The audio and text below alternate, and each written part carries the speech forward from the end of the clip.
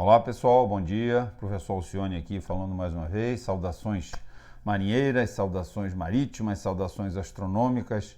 Voltamos aqui então, depois de fazer aquele pleno exercício de preparo do céu, né? A última aula nós fizemos então lá 3 vídeos em MP4, né? Gravamos o exercício do preparo do céu, né?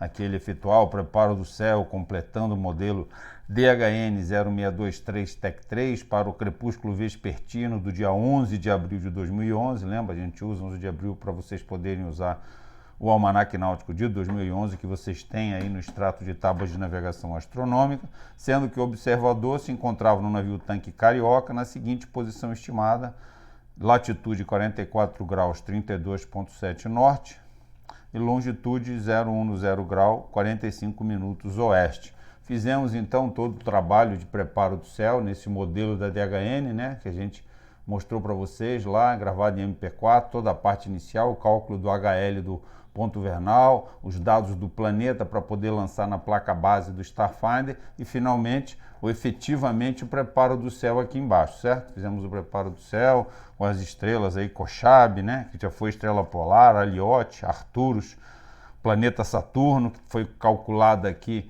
a ascensão reta e a declinação dele, plotado na placa base, né? Próxium, que é alfa do cão menor, Sirius, alfa do cão maior, Betelgeuse, alfa do caçador, Rigel, pé esquerdo do caçador, né? Mas é a estrela mais brilhante do caçador de Órion, Rigel. Coincidentemente é uma das constelações em que a beta é mais brilhante do que a alfa, né? Pelo menos por informação que eu tenho. Aldebaran, alfa de touro, Mirfak e Cheddar, né? Então, nós vimos aqui, então essa seria a preparação para o crepúsculo, quando você chegasse lá na hora do crepúsculo vespertino, né? No vespertino você teria, então, a princípio, essas estrelas para você procurar. De que maneira procurar elas no horizonte? Por meio do azimuth previsto aqui, porque você calculou aqui, e pela altura estimada, que também foi te dada pelo Starfinder, certo? Então essa é, digamos assim, o nosso instrumento náutico para identificação de astros, né? O Starfinder, basicamente é esse. Mas nessa aula agora a gente vai, eu pensei já entrar já na unidade 7.0, que é instrumentos náuticos, mas vamos fazer primeiro uma revisão rápida, novamente nessa parte aí, ver os slides, conversar mais um pouquinho, só para a gente passar por esses slides aí que a gente já viu na aula, 2 aulas anteriores, mas para ver novamente aqui, mostrando novamente aqui que a identificação de astros, a gente falou, há 4 formas de fazer a identificação, né? Por alinhamentos, pelo Starfinder, que é a forma, digamos assim, mais profissional, mais técnica, essa que nós fizemos na aula passada, pelas cartas celestes, que é uma maneira de você identificar as constelações, os alinhamentos, ou pela HO 249, que é um sistema, as tábuas de navegação astronômica, né, que vocês vão aprender com a professora Laís mais adiante, quando estudarem tábuas de navegação astronômica, tá certo, pessoal? Então, para a gente dar, só para fazer uma breve revisão sobre identificação de astros, né? Olha só, unidade 6.0, navegação astronômica, a identificação de astros pelo método dos alinhamentos. Vamos falar, porque na verdade quando eu estou aí com vocês na aula presencial, a gente faz no quadro negro, desenha, reforça essa questão dos alinhamentos, né? Onde estão as estrelas, para você chamar a atenção, para que vocês tenham um pouco mais de lembrança, né? E também nós sempre vamos ao planetário. Esse ano eu nem cogitei ao planetário por conta dessa situação, de não ter aglomeração e tudo mais, então nem cogitei o planetário, mas nos outros anos anteriores a gente ia no planetário e reforçava essa questão principalmente pelo método dos alinhamentos, tá? Identificação de astros pelas cartas celestes. Na verdade, as cartas celestes reforçam essa questão dos astros pelos alinhamentos, né? Como eu falei aqui no livro do Miggs, esse que vocês devem ter, quem tiver, na capa, na segunda capa tem lá uma carta celeste, né? Carta celeste que dá para identificar o Órion, o Escorpião, o Cruzeiro do Sul, né? Então, o cão maior, o cão menor, então ajuda a identificar e fazer os alinhamentos, né? Esse método de alinhamento de identificação de astros.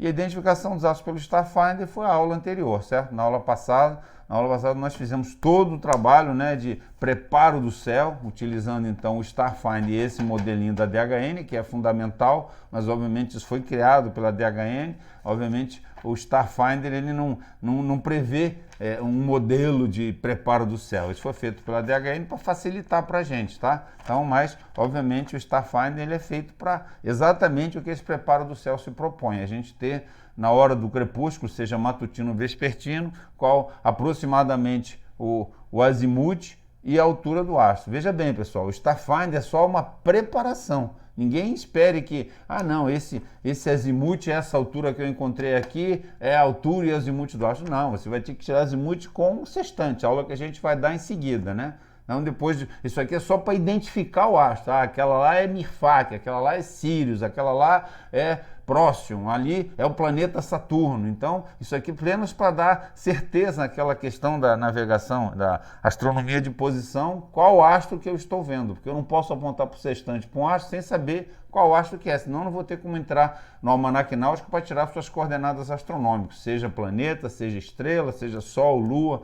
tá certo? Então, o Starfinder é para nos dar essa confirmação de que astro que eu estou olhando, que astro eu vou apontar o meu sextante e baixar ele no horizonte, tirar a altura vertical dele, tá certo, pessoal? Starfinder não me dá exatamente o azimuth e a altura, não, é só uma coisa aproximada, tá certo? Então vamos lá, pessoal. É preparação, tá? Mas é muito importante. Então, astronomia de posição, identificação dos astros celestes e seu movimento no céu. E aqui a gente falou que é um requisito básico da navegação astronômica, é a capacidade de identificar corretamente os astros observados para a determinação da posição. Identificar significa dizer que astro é aquele. Por isso que esse quadrinho final aqui me diz qual é o astro, a estrela, o planeta, a altura aproximada e o azimuth aproximado. Tá certo? Citam-se os seguintes métodos de identificação de astros. Visualmente usando alinhamento no céu, né? 3 Marias para o sul, Sírios, 3 Marias para o norte, Aldebaran, né? Então aí de Sírios você chega próximo e chega a Canopus, né? 2 vezes a distância entre Rígio e Betelgeuse. E para o norte chegamos a Castor e Pólux, né? Pólux é mais perto de Próximo, certo? P com P, Pólux, Próximo. Então tudo isso é método de alinhamento. Aí realmente é decoreba, é olhar as cartas celestes, que é o segundo método aqui, olhando as cartas celestes, você olhando para o céu pelas cartas celestes, pode ser que você consiga fazer a identificação dos astros. Empregando identificadores de estrelas, Starfinder Identifier, que é, né, que vem dentro dessa sacolinha, né, aqueles círculos em acetatos, que tem sempre o lado norte e o lado sul, porque o polo elevado é um dos elementos de entrada, argumentos de entrada sempre, para fazer qualquer tipo de uso do Starfinder, né? E depois usando tábuas especiais, publicação 249, vocês nessa publicação aqui, ela está aqui, quem tiver curiosidade pode olhar lá, a gente, extrato da tabela HAL 249, volume 1, você encontra, entrando nessa tabela com os argumentos necessários aí, que a gente vai ver, vocês vão ver depois com a professora Laís, é possível se localizar no seu horizonte, naquele crepúsculo específico, 7 estrelas que você pode localizar. Aqui, por exemplo, no primeiro, Alpheratz, Ramal, Aldebaran, Rigel, Achernar, Fomalhaut e Enif. E ela te dá também aqui o azimuth e a altura aproximada. Tá certo, pessoal? Vamos prosseguindo aí. Tá? Então, esses 3 aqui nós já vimos. Esse último, vocês vão ver com a professora Laís. O processo de identificação de astros por meio de alinhamentos consiste em fazer uma referência à posição das estrelas que se quer identificar a linhas imaginárias no firmamento, né? Uma coisa mais óbvia é as 3 Marias, né? Três estrelas formando um alinhamento, mas a gente tem também a Crux, H-Crux, formando um alinhamento para chegar na Alfa de Virgem, Spica, ou Arcturus, Alfa do Boiadeiro, certo? Então a gente tem várias linhas imaginárias passando por 2 ou 3 estrelas que, certo? Ligando estrelas ou constelações que sejam bem conhecidas e características, né? Ou então apenas uma posição, né? Como a gente tem com o Escorpião, com Shaula, né? Ali mais a leste de Shaula a gente tem aquelas 2 estrelas que são da constelação de Sagitário, né? Causa Australis e Nunc, né? Que eu já falei, Causa Australis fica na ponta do arco Porque, já que Sagitário é um centauro, né, que está puxando o arco, um arco e flecha, né, a ponta do arco é causa australis e nunc é o cotovelo do Sagitário, tá certo? Então, essa parte de alinhamento é muita imaginação, né? Tem alinhamentos e tem, assim, áreas, ali mais a leste de Shaula, já que identifiquei o Escorpião, a leste de Shaula, eu vou ver duas estrelas, uma mais próxima do Equador, outra mais distante, causa australis mais distante e nunc mais próximo do Equador, tá certo? É só ver as declinações aqui no nosso almanaque náutico, né? E o método dos alinhamentos, as principais constelações, as mais fáceis de serem identificadas no céu, Órion ou Caçador, que é uma constelação equatorial, ela fica dividida, Betelgeuse e Bellatrix, né, que é a estrelinha aqui perto do coração, do lado esquerdo do Órion, né, nome de mulher, Bellatrix, Beatriz. Então, ela é a metade no hemisfério norte, metade no hemisfério sul. O cinturão, que são exatamente as Três Marias, Alnilã é o centro do cinturão de Órion, fica bem próximo do Equador Celeste. Então, por isso é uma constelação equatorial, né? Escorpião e Cruzeiro do Sul são constelações, todas as estrelas estão no hemisfério celeste sul. E Ursa Menor e Ursa Maior, todas as estrelas estão no hemisfério norte, certo? Então, para dar exemplos aí de constelações, existem outras constelações, pessoal. É só dar uma olhada aí no Miggins, o Miggins tem as várias constelações, certo? A gente não pode falar de todas, porque não há tempo suficiente na aula, mas eu incito, recomendo que vocês façam uma pesquisa, né? Leiam o Miggins, tem também várias... Na internet, pode procurar no YouTube, que vocês vão ver vários vídeos de constelações, tá bom? Método de alinhamento pelas estrelas. Classificação segundo o brilho, magnitude. Quanto maior o valor da magnitude, menor o brilho de um astro, né? Quanto maior o valor da magnitude, menor o brilho de um astro. Aqui, ó. Menor por quê? Porque ele é indicado com sinal de menos. Ó. O Sol, ó, magnitude menos 26,7. A Lua, menos 12,7, quase a metade do Sol. E Sírius, que é a estrela mais brilhante do céu, que é a alfa do Cão Maior, aquelas Três Marias alinhadas para o sudeste, né? Sírius é menos 1,6. Essa aqui é a estrela que tem maior brilho no céu para a gente. Brilho cintilante das estrelas, aspecto noturno do céu varia por conta daquela questão do dia médio solar e dia médio sideral, dia sideral e dia médio solar, né? Ó, tempo médio, dia médio 24 horas, o sol médio, né?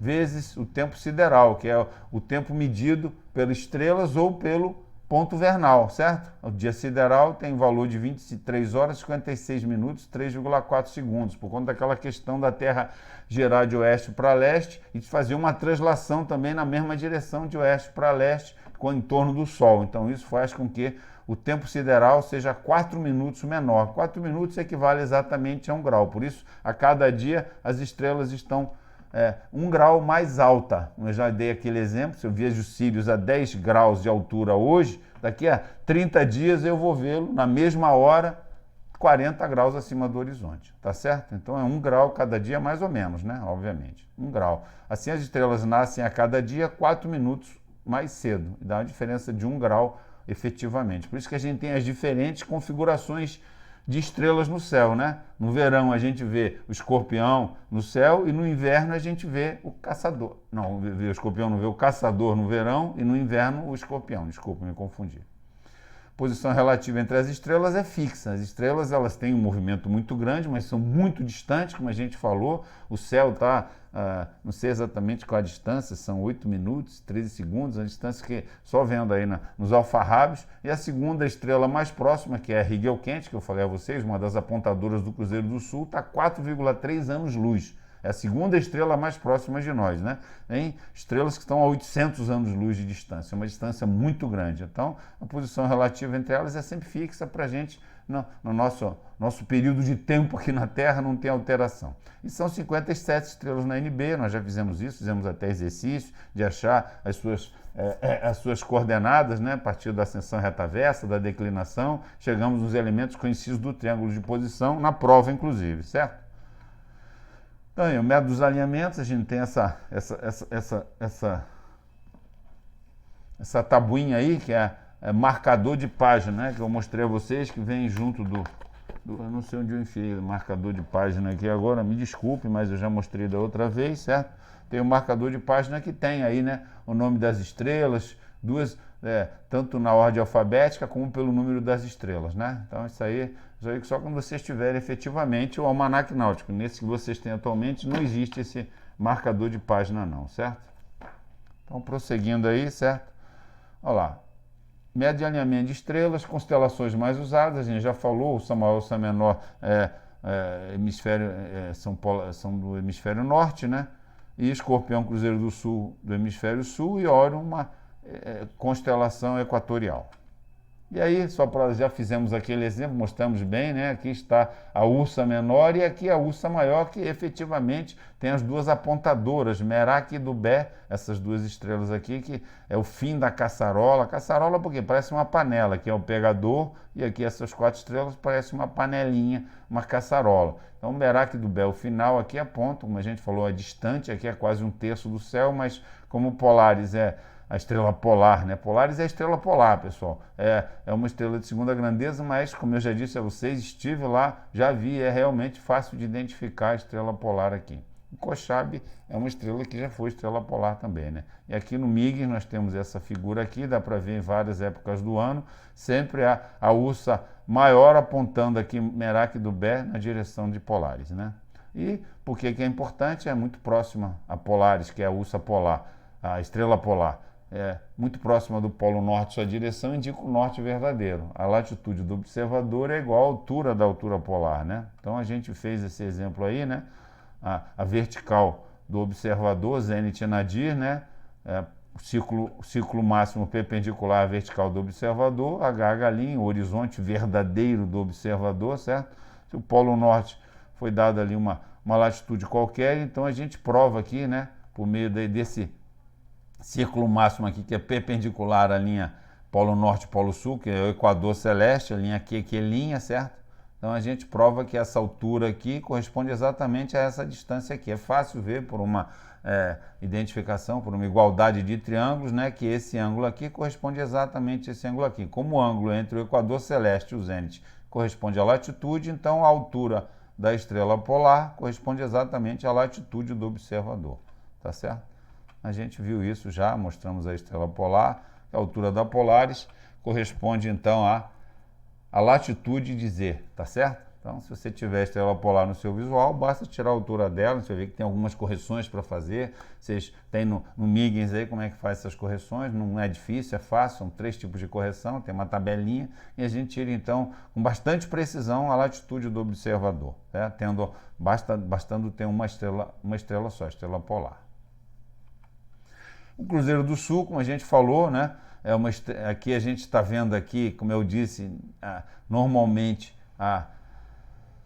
as cartas celestes se mostram dessa forma, do lado esquerdo é leste, do lado direito é oeste. Aqui para nós no Rio de Janeiro, no Ciaga, né, a gente olha exatamente assim para o Cruzeiro do Sul. Ele nasce, né, como eu mostrei a vocês, ele nasce a leste, aqui assim, né, nasce a leste aqui assim desse lado, daí sobe, vai para lá para cima, fica como está lá naquela figura, e depois se coloca a oeste lá do outro lado, certo? Então, de leste para oeste, né? Tá? Então aqui o leste para a gente é a esquerda, porque eu estou olhando para o sul, então estou de costas para o norte, né? Como são todas as cartas celestes. As cartas celestes normalmente são feitas assim, feitas para quem está na Europa. A Europa, a pessoa olha para o sul, né? Está vendo sempre o leste à esquerda, mas na verdade o leste é a nossa direita, né? Se a gente olha para o norte.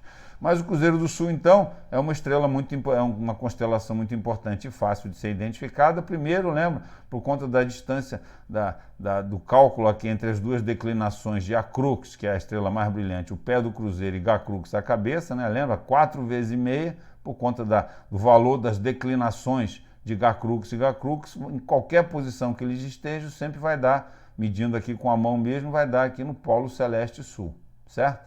Mas mais importante que isso é que a oeste do Cruzeiro do Sul, ou seja, nasce antes do Cruzeiro do Sul, porque está a oeste do Cruzeiro do Sul, então é sempre de leste para oeste, né? Por ser por falso cruzeiro está aqui mais a oeste do Cruzeiro do Sul. A gente viu aqui que o pé do falso cruzeiro chama Avior, é uma estrelinha chamada Avior, e é fácil identificar por Avior. Mia Plácidos, que fica desse lado aqui do falso cruzeiro, Mia Plácidos, que é aquela estrela que é circumpolar visível para nós, tem mais ou menos a declinação de 70 graus sul, né? E tem aqui Surreio, que fica do lado de cá, diametralmente oposto tem Surreio. Então essas duas estrelas aqui em relação ao falso cruzeiro são possíveis de serem identificadas. Aqui nós temos Mia Plácidos e Surreio, tá certo? Um pouco mais para cá tem Canópolis, mas aí já é outra questão, tá? Então, essas duas estrelas aqui, Avior, Mia Plácidos e Surreio. A Crux e Gacrux fica fácil de ser identificados, essas duas. A gente fala de Mia Plácidos e Surreio porque elas estão listadas no Almanaque Náutico, porque a gente está identificando somente as estrelas que são listadas no Almanaque Náutico, né? Então, Avior, Mia Plácidos, Surreio, a Crux, Gacrux e Radar e Rigel Quente. Rigel Quente, que é a segunda estrela mais próxima aqui da Terra, né? E Radar, que acompanha, né? Faz a diferença, inclusive, entre o verdadeiro cruzeiro e o falso cruzeiro. E aqui o falso cruzeiro não tem as apontadoras e também não tem essa que é a intrometida, essa no meio aqui, que é a Epsilon Crux, né? Tá certo? Mas e é um pouco maior. O falso cruzeiro tem uma dimensão um pouco maior que o verdadeiro cruzeiro. E aqui, a partir do Cruzeiro do Sul, que a gente falou, para o sul vai dar no Polo Celeste Sul 4 vezes e meia a distância entre Gacrux e Acrux, e a gente apontando na direção norte, a gente acha aqui ainda no hemisfério celeste norte, a gente acha Spica, que é a alfa de Virgem, dá para ver lá na carta celeste depois. Depois do Equador Celeste, lá na parte de cima, a gente vê Arcturus, que é a alfa de Boiadeiro, também veremos esse alinhamento aqui de Gacrux na direção norte, lá no hemisfério norte, tá certo? Então, Radar e Rigel Quente, então tem todas essas possibilidades aí. Então a gente vê aqui, ó, Mia Plácidos, Avior, Surreio, Acrux, Gacrux, Spica, Arcturus, Radar, Rigel Quente. Somente com a constelação, todas essas estrelas são possíveis de serem identificadas por meio de alinhamentos, método de alinhamentos, tá? O Escorpião fica um pouco mais à esquerda, eu acabei não falando, ele fica um pouco mais aqui, o Cruzeiro do Sul é um pouco ao oeste, o Escorpião é um pouco mais alto, mais perto do Equador Celeste e um pouco mais para cá. Então o Escorpião é fácil de identificar também, ele tem um formato muito característico, são 3 estrelinhas aqui em cima, e daí depois tem um formato assim, que é um verdadeiro escorpião no céu. A estrela principal é Antares, que é avermelhada e fica aqui na cabeça do Escorpião, praticamente, e daí depois seguindo aqui a estrela mais lá no final, na cauda, no extremo do ferrão, é a Shaula. E como eu falei, a partir de Shaula a gente consegue identificar duas estrelas, uma por aqui, outra mais ou menos por aqui, que são de Sagitário. Sagitário aqui é Causa Australis, fica aqui quase na mesma declinação de Shaula, um pouco mais acima, e depois mais perto do Equador Celeste vem Nunc, estrela que vocês nunca esquecerão, tá certo? E aqui então é Sagitário, logo depois de Escorpião vem Sagitário. E o Órion, o Caçador, que é aquela constelação equatorial, né? Aqui, como a gente falou, de leste para oeste. Então quem nasce primeiro aqui é Bellatrix, que é aquela estrela do ombro esquerdo do Caçador, né? Tá aqui, ó, ombro esquerdo do Caçador, Bellatrix. Depois a do ombro direito, que é Betelgeuse, que é a alfa do Escorpião. E Rigel, que é a estrela mais brilhante, né? Que é essa daqui. Essas duas nascem primeiro. E a Unilã é o do cinturão e a central aqui, tá certo? Então aqui a gente vai ver aí, a partir de Órion, então, aquelas várias combinações, né? Aqui, ó, 3 Marias para o sul, a gente chega, 3 Marias em Sírios, na alfa do Cão Maior. 90 graus para o norte, chega em Próxion. 90 graus para o sul da água, 120 graus para o sul vai dar 120 graus para o 90 graus não aceita nada, e 120 graus a gente chega na alfa do navio, que é Canópolis, certo? Vamos ver então aí. Olha lá. Alinhamento do cinturão para sudeste, Sírios, estrela mais brilhante do céu, alfa da constelação do Cão Maior.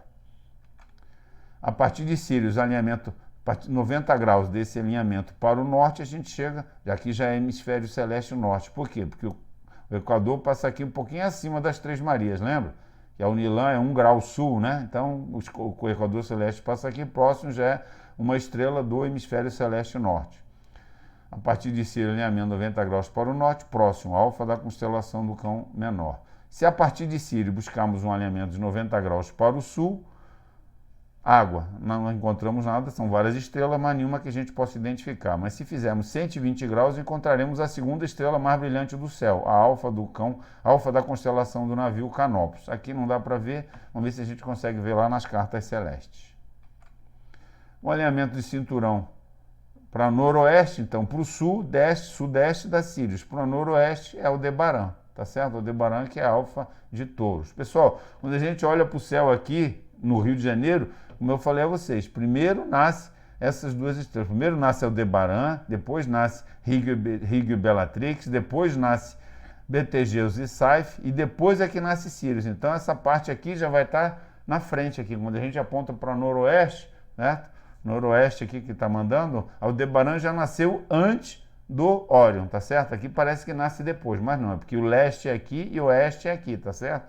De leste para oeste, então tá tudo indo daqui para lá, né? Tá. A carta celeste, o leste fica do lado esquerdo. Outro bizu aqui, 2 vezes a distância, Rigel, que é a estrela mais brilhante de Órion, mas é a beta de Órion. Betelgeuse, que é a alfa de Órion, na direção, né? Rigel, Betelgeuse, 2 vezes, 1 vez, 2 vezes chega a Pólux e Castor. Pólux é a beta da constelação de Gêmeos. A alfa é Castor, mas essa Pólux é que a gente tem no almanaque náutico. Também a estrela mais próxima de Próximo. O próximo que a gente já identificou aqui, 3 Marias para o Sul, Sírius, Próximo, então a gente acha que consta da tabela de estrelas do ANB.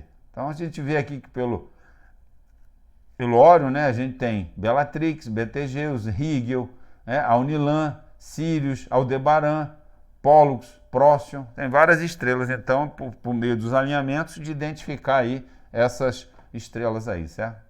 Vamos então para as cartas celestes, né? A gente já mostrou que no almanaque náutico são 4 cartas celestes, 2 na projeção polar e 2 nas projeções equatoriais, são destinadas à identificação de estrelas no céu. Nem o Sol, nem a Lua, nem os planetas podem ser representados nas cartas celestes, não ocupam posições fixas.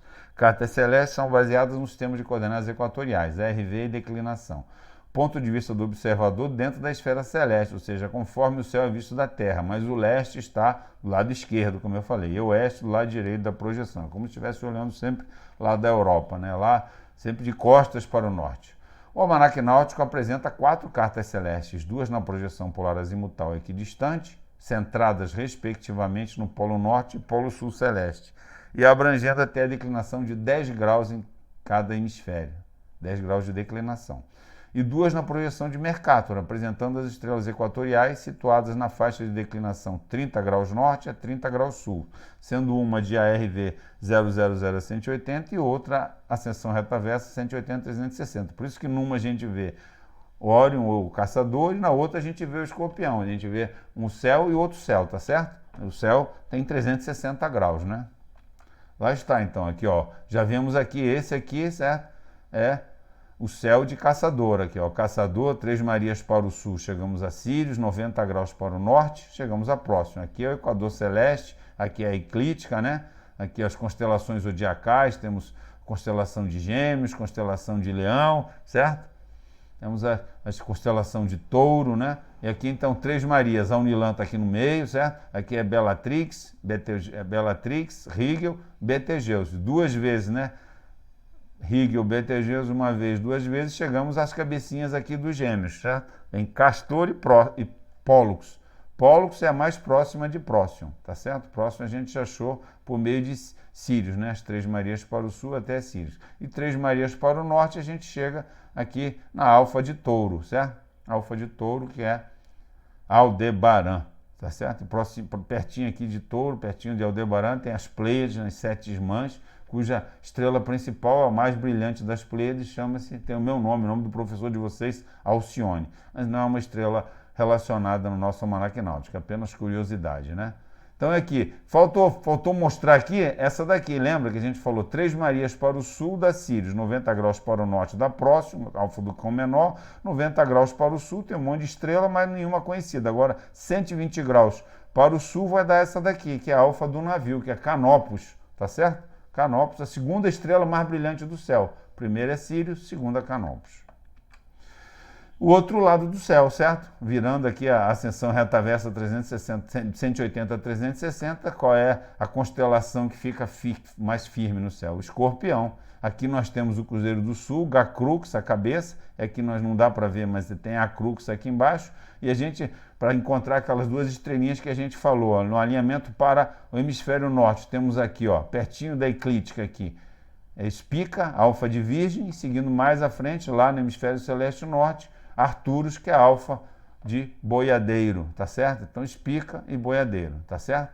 Nós temos, então, a partir do Cruzeiro do Sul, além de achar lá Radar e Rigel-Quente, que a gente vai ver na outra carta celeste, acha aqui Espica e Arcturus. E a partir de Escorpião, né, temos aqui Antares, temos Shaula, que dá para ver claramente aqui o formato de um escorpião, temos aqui a constelação de Sagitário, constelação zodiacal de Sagitário, que dá para encontrar, então, pertinho, como eu falei aqui, Causa Australis, mais ou menos na declinação um pouquinho menor do que Shaula, Causa Australis, e uma que é essa aqui é o arco, né, do Centauro, a ponta central, o sul do arco do Centauro, e aqui o cotovelo, que é Nunc, tá certo? Então essas são as estrelas identificáveis a partir do Escorpião e também do Cruzeiro do Sul.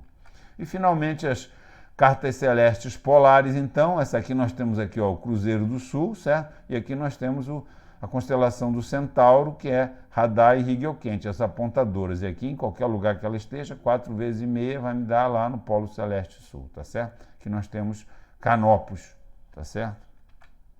E aqui o hemisfério norte, daqui, ó, a Ursa Menor, certo? Aqui Kochab, aqui Polaris, a Ursa Polar, lá exatamente pertinho do Polo Celeste Sul. E cadê a Ursa Maior? Tá bem aqui, ó. Aqui é a Caçarola, 1, 2, 3 e aquelas 4 que está Merak e Dubé, que sempre em qualquer posição que ela esteja, ela vai estar indicando na direção da Ursa Maior, da estrela polar, tá certo? Aqui está Merak e Dubé. Vamos lá então, pessoal, para ver rapidamente agora sobre o que precisamos saber, né? A gente, pelos alinhamentos, a gente identifica algumas estrelas, mas quais os astros disponíveis para observação por ocasião dos crepúsculos e qual sua localização? Lembra? O preparo do céu. O preparo do céu a gente faz como? Usando o Starfinder, né? Então, olha lá, o NB fornece a localização dos astros em coordenadas equatoriais ou uranográficas, declinação e ascensão reta. No entanto, o Almanaque Náutico Brasileiro não informa se o astro estará ou não acima do horizonte, qual sua altura prevista, mais ou menos, e qual sua posição em relação ao norte verdadeiro, o azimuth aproximado. Então, ou em relação à proa do nosso navio. Se eu tiver a proa do meu navio, é só ver qual é o norte verdadeiro e daí. Então, essas duas condições, altura prevista e azimuth aproximado, nos é dado por meio do Starfinder, tá certo? Então, um algoritmo inventado por um americano, né? Então, a gente tem um algoritmo que você entra lá com os dados que ele solicita, né, a seção reta do observador, que na verdade é o HL do ponto vernal, aponta lá com o diagrama de latitude na placa base e naquela nuvenzinha ali do diagrama de latitude a gente identifica as alturas previstas e azimuth aproximado, viu, pessoal? Não é a altura da estrela, é simplesmente para você identificar a estrela, é a identificação de astros, tá? Ninguém vai pegar o Starfinder e dizer, já sei qual é a estrela de Sirius, a altura de Sirius. Não sabe nada. Só com o sextante é que você tira a estrela, a altura da estrela, tá? E aí, para tirar o azimuth, tem que fazer os cálculos, lembra? Os elementos conhecidos do triângulo de posição são ângulo no polo, distância polar e colatitude. Com esses 3 elementos, a gente vai atrás dos outros 2 elementos que são elementos desconhecidos, por meio da trigonometria esférica, que é o ângulo no zênite, que vai me dar o azimuth verdadeiro, e a altura, né? Por meio da distância zenital, a gente calcula a altura calculada, que combina depois com a altura do sextante, que é a altura verdadeira, chegamos nos elementos determinativos da reta de altura, azimuth verdadeiro e diferença de alturas, né? A gente já explicou na outra aula. Então, o que fazer? Precisamos utilizar um algoritmo, o Starfinder, que transforma declinação e ascensão reta fixos em altura e azimuth, né? Então, altura e azimuth são aproximados. Precisamos utilizar o Starfinder 2102 Delta, né?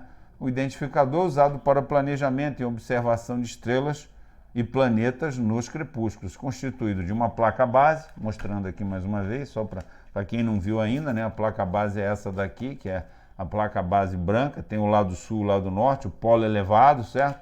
Placa base com 57 estrelas, 9 diagramas, que são diagramas azuis, tá? E tem aqui que tem uma setinha para apontar na direção do HL do ponto vernal. E, finalmente, um um template encarnado. Esse aqui é só um que tem um rasgo, que é para poder plotar os planetas na placa base, tá certo? Aí está, certo? Como eu mostrei aqui, certo? Uma placa base que a gente usou na aula passada, certo? Aqui está, então, as 57 estrelas lançadas, ele é graduado de 0 a 360 graus em ascensão reta, e aqui é que eu vou apontar para a minha ângulo horário local do ponto vernal, que corresponde à ascensão reta do observador, né? Esse aqui, essa linha cheia aqui é o equador celeste, então todas as estrelas que estão para dentro aqui do polo celeste sul são estrelas com declinação sul. Todas que estão aqui do lado de fora são estrelas com declinação norte. Né? Do outro lado é o contrário, né? Se eu mostrar para você aqui, tem o lado norte também, certo? Aí o lado sul, o lado norte. O lado norte é o contrário, o que está dentro do equador celeste é declinação norte, o que está fora é declinação sul. O polo elevado, né? Tá aí. E aí, os diagramas de latitude, aqueles azuis, eles começam em 5, 15, 25, vai até 85, a gente escolhe qual a latitude mais próxima da minha latitude estimada na hora do crepúsculo. Eu tenho aqui as linhas radiais que me mostram os azimuts aproximados e as linhas ovais, as alturas, né? Nós fizemos esse exercício mostrando claramente na aula passada, né? Então tem que usar também o sul ou norte, a latitude aqui tem 15 sul, 15 norte, 25 sul, 25 norte, eu tenho que usar o lado certo. E aqui a setinha que aponta então na placa base, na direção do HL do ponto vernal que foi calculado lá no meu preparo do céu, tá certo, pessoal? Então tá tudo aí, vamos lá, prosseguindo.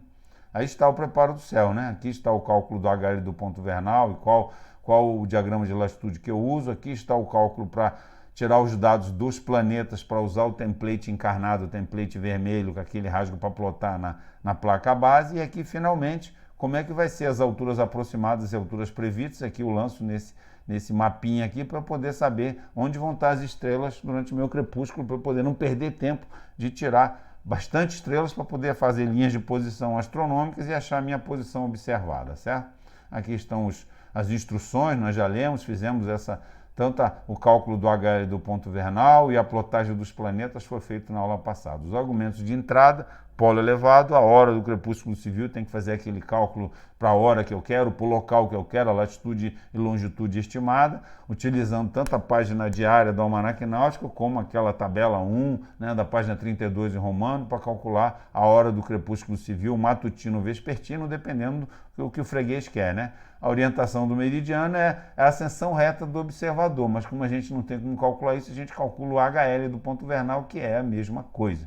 E a latitude estimada, a gente sempre pega um template, né, porque eles têm de 10 em 10 graus a partir de 5 graus até 85, mais próximo da minha latitude estimada, certo? Template azul. A obtenção do HL do ponto vernal com a hora média local do crepúsculo civil, matutino vespertino que foi calculado, e a posição estimada na ocasião, calcula-se a hora média de Greenwich correspondente. Aí volto ao Almanaque Náutico com a hora média de Greenwich, calculo, verifico lá na página diária a hora, vou lá na página de acréscimos e correções e tiro o HG do ponto vernal. Tem que saber usar o Almanaque Náutico e saber tirar os dados de hora, minutos e segundos de acréscimos do HG do ponto vernal.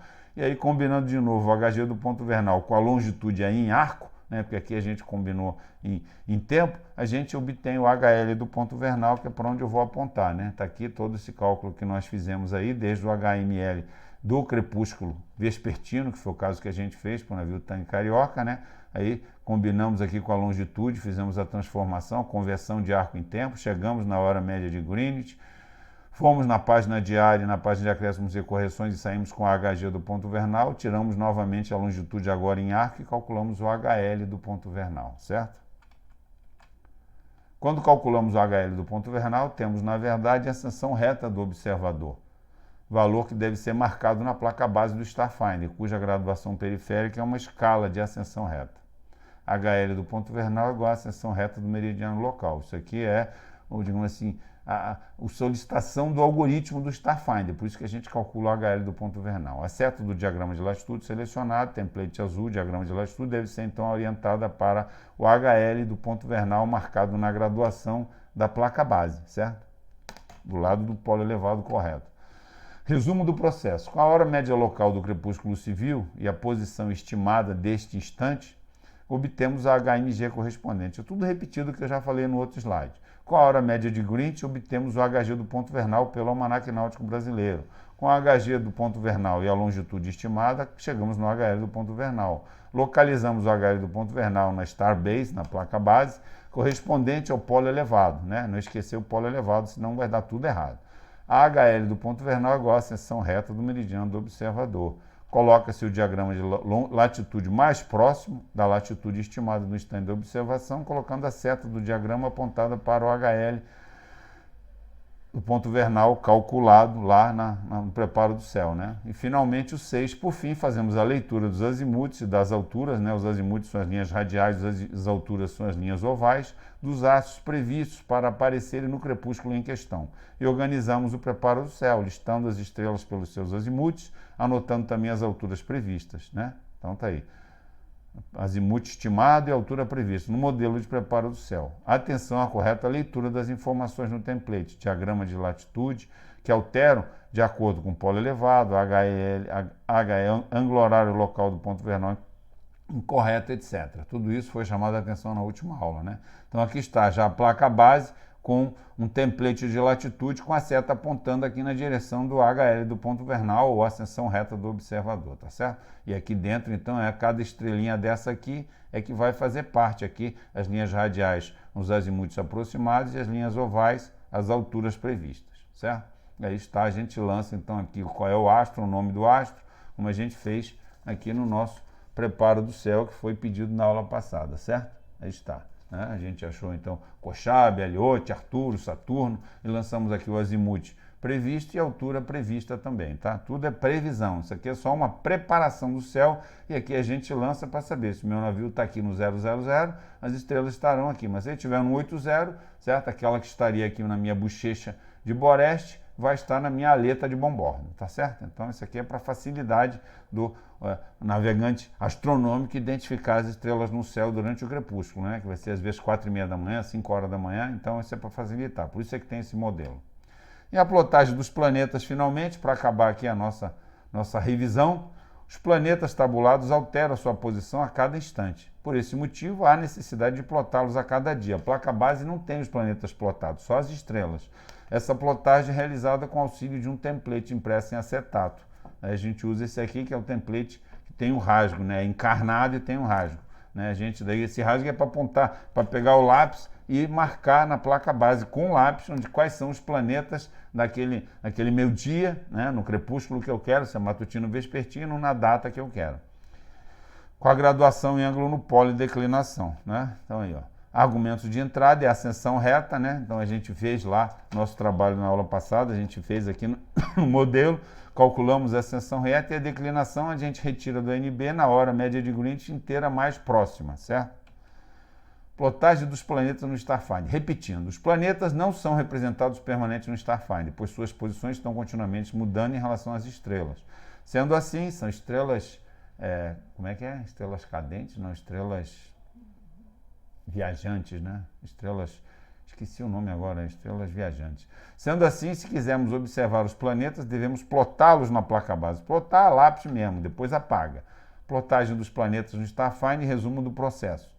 Os planetas são plotados pela ascensão reta e declinação. Ascensão reta é igual a 360 graus, ascensão reta versa no NB. Bem como a declinação também é retirada do NB para a hora média de Greenwich mais próxima do horário do crepúsculo em questão. HMG a gente calculou quando a gente achou o HL do ponto vernal.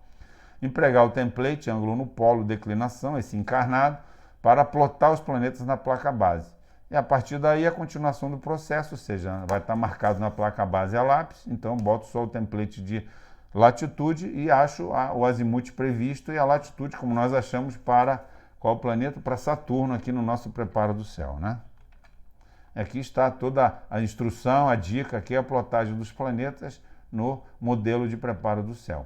E aqui, então, a preparação, como é que faz aqui, a ascensão retaversa a gente tira da página diária do Almanaque Náutico, naquela parte da estrela lá embaixo, no rodapé da coluna de estrelas, calculamos esse alfa aqui, que na verdade é a ascensão reta de cada planeta, e a declinação a gente tira na página diária do Almanaque Náutico para o dia que a gente quer, né, essa data aqui, essa hora aqui, a hora mais próxima, a declinação pela hora mais próxima dessa hora média de Greenwich aqui, a gente tira então os valores. Com esses dois dados a gente consegue plotar na placa base. É esse caso aqui. A gente bota aqui o template encarnado com o rasgo e aqui está plotado Vênus direitinho aqui, tá certo, pessoal? Então é isso, com isso a gente, né, fizemos esse exercício do preparo do céu, completando o modelo. Já li esse exercício aqui, foi o que nós fizemos e concluímos na aula passada, né? Aí está esse exercício aqui, né, foi feito aí na aula passada com o navio tanque Carioca.